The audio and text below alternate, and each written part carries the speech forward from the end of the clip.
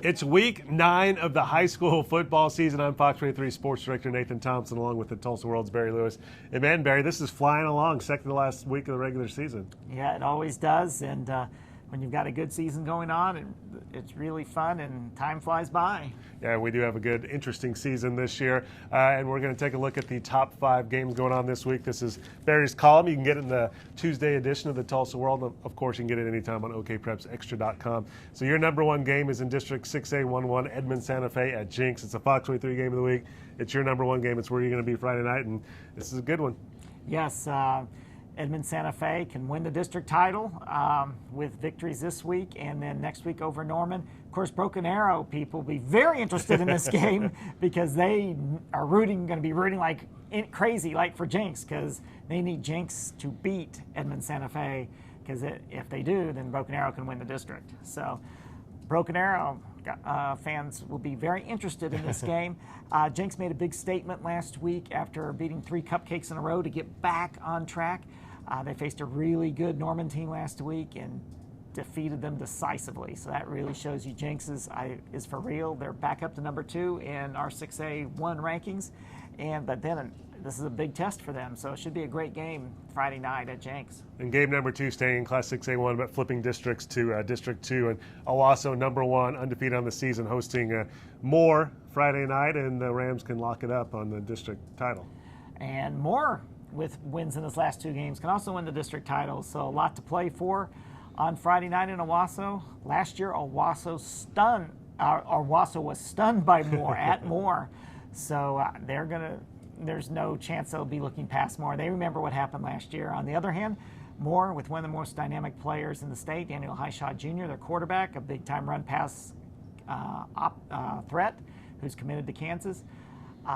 He can put up some big numbers, so it should be a very exciting game, but I think this time Owasso's just going to have too much firepower for Moore. And then game number 3, District 5A4, the Highway 20 rivalry.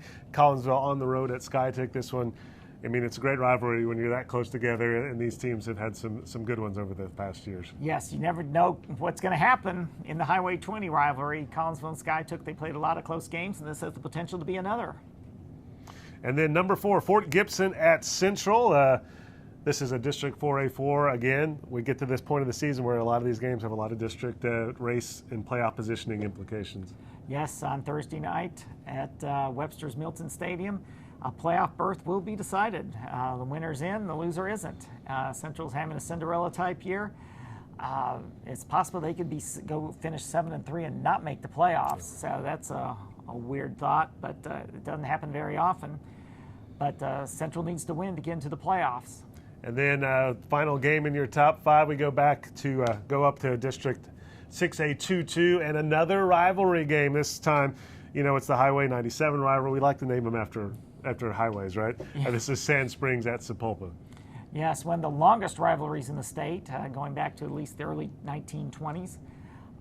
Sand Springs has dominated this rivalry lately. Sapulpa looks like a big favorite, but they were an even bigger favorite last year than they are this year. And what do you know? Sand Springs won the game. So you never know what can happen in the Highway 97 rivalry. So it should be a good one. And coming up, don't forget to pick up a paper on the Tulsa World paper on Friday, get a preview of all the action that night. And, of course, Mike Brown's going to have a good story about Berry Hill, right? Yes, the Berry Hill Chiefs are one of the greatest under-the-radar streaks. They've won 38 consecutive regular season games. And this year it was a bit of a challenging situation for Berry Hill going into the season, having to find a new quarterback after their previous quarterback, who had been really good, decided to leave after his junior year. So, but Berry Hill has made that transition and is 8-0. And then on Saturday, of course, the Tulsa World to get all the Friday night game coverage and scores from across the state and great pictures from the Tulsa World photography team. And you can always go to okprepsextra.com to get the online version. And the top 5 column has 5 extra games on there. You have write-ups of honorable mention games, so you can go to okprepsextra.com for that.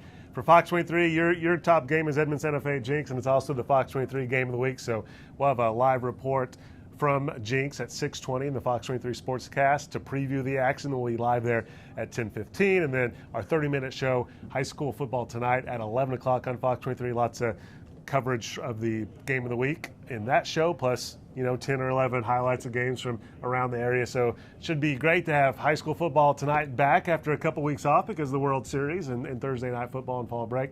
You can also go to fox23.com website and go to the High School Football Tonight page to see all of our coverage there. All right, thanks for talking some high school football with us.